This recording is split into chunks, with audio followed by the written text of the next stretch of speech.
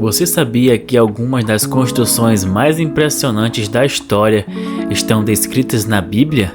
Algumas foram erguidas com riquezas inimagináveis, outras desmoronaram de maneiras misteriosas, e até aquelas que a ciência tenta explicar, sem sucesso. No vídeo de hoje, você vai conhecer 5 das maiores construções bíblicas e os segredos que elas escondem. E a última da lista vai te deixar de queixo caído. Já imaginou como seria construir um enorme navio sem tecnologia moderna? Sem guindastes, sem serras elétricas, apenas com madeiras, mãos calejadas e uma fé inabalável? Pois foi exatamente isso que Noé fez. A Arca de Noé é um dos maiores mistérios da Bíblia, e até hoje, cientistas e arqueólogos tentam desvendar se essa história realmente aconteceu. Segundo a Bíblia, Deus escolheu Noé para uma missão praticamente impossível: construir um gigantesco refúgio para salvar sua família e os animais do dilúvio que destruiria o mundo. Agora, imagine essa cena. Noé recebe a ordem divina e por décadas trabalha incansavelmente, enfrentando zombarias, calor intenso e o peso da responsabilidade de preservar a criação de Deus. A arca não era um simples barco. Suas dimensões eram simplesmente impressionantes. Cerca de 135 metros de comprimento, 22 metros de largura e 13 metros de altura, quase o tamanho de um navio cargueiro moderno. Tudo isso foi feito com madeira de gofé e revestido com betume para resistir às águas. Mas como Noé conseguiu essa façanha sem ferramentas avançadas? Como ele organizou os animais dentro da arca? E principalmente, será que realmente houve um dilúvio capaz de cobrir montanhas? Geólogos encontraram indícios de uma inundação catastrófica na região da Mesopotâmia, e há quem acredite que esse evento inspirou o relato bíblico. Além disso, em 1959, um piloto turco sobrevoou o Monte Ararat e identificou uma formação que lembrava o casco de um navio. Desde então, várias expedições tentaram provar que a Arca de Noé pode estar ali, mas a ciência ainda não chegou a uma conclusão definitiva.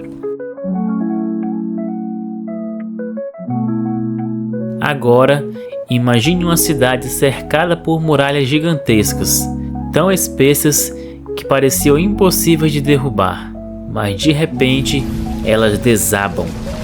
Não por catapultas ou máquinas de guerra, mas apenas pelo som de trombetas e gritos de fé. Essa é a impressionante história da queda de Jericó, um dos eventos mais enigmáticos da Bíblia. Jericó era uma cidade fortificada, e para os israelitas que acabavam de sair do deserto, conquistá-la parecia impossível. Mas Deus ordenou que marchassem ao redor da cidade por 6 dias, e no 7º dia, após 7 voltas, tocassem suas trombetas e gritassem.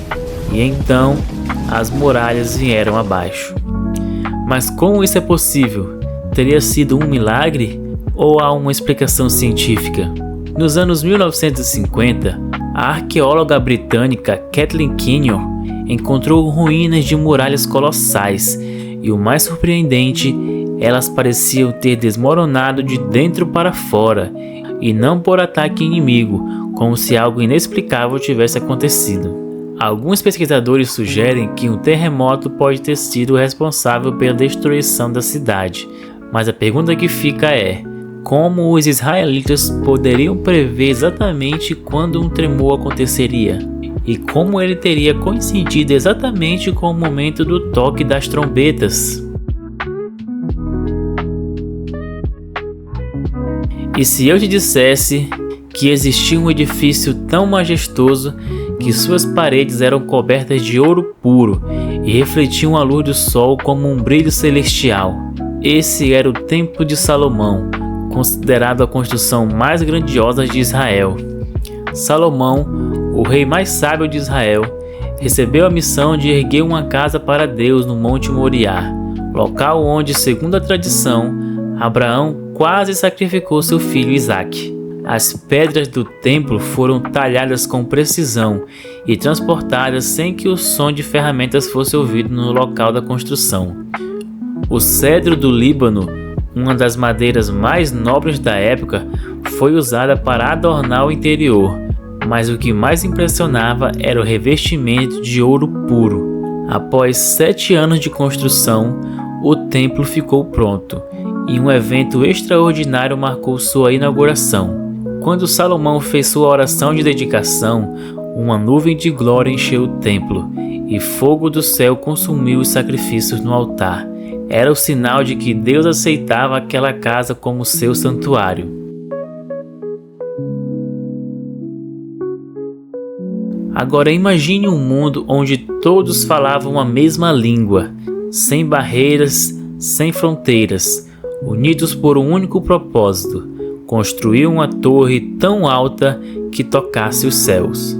Esse foi o sonho ambicioso da humanidade na construção da Torre de Babel.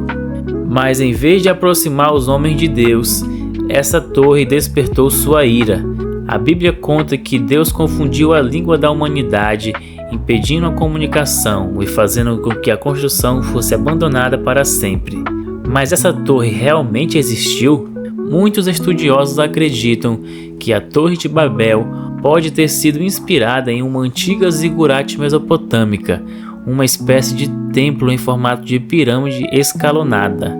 A mais famosa dela, chamada Etemenanque, era um enorme templo babilônico dedicado ao deus Marduk, descrito como uma casa que une o céu e a terra, um nome que lembra muito a intenção da Torre de Babel. Por fim, imagine sua terra invadida, seu templo destruído e seu povo levado ao exílio. Foi isso que aconteceu com os judeus quando foram levados para a Babilônia. Mas ao retornarem, trouxeram consigo um sonho: reconstruir o templo e restaurar sua fé. Assim surgiu o segundo templo de Jerusalém. Diferente do primeiro, esse templo era mais simples, menor e sem a Arca da Aliança. Mas Deus enviou uma mensagem profética: a glória desta última casa será maior do que a da primeira. Ageu, capítulo 2, versículo 9. Séculos depois, o rei Herodes reformou o templo, transformando-o em uma das construções mais impressionantes do mundo antigo. Mas em 70 d.C., os romanos invadiram Jerusalém e destruíram tudo. O ouro derreteu e escorreu entre as pedras, levando os soldados a desmontarem toda a estrutura para coletar o metal precioso. Hoje, o único vestígio dessa grandiosa construção é o Muro das Lamentações. Mas a grande mensagem desse templo vai além da construção física. Jesus disse em João 2,19: "Destruam esse templo e eu o reconstruirei em 3 dias", referindo-se a si mesmo. O verdadeiro templo agora não é feito de pedras, mas sim do coração daqueles que creem. E agora eu te pergunto: o que você tem construído em sua vida? Algo para a glória de Deus ou apenas para a sua própria glória? Se você gostou desse vídeo, deixe seu like e se inscreva no canal. E ative os sininhos para mais conteúdos como esse. E não saia ainda, tem mais um vídeo incrível aparecendo na tela agora, então clica aí e nos vemos lá.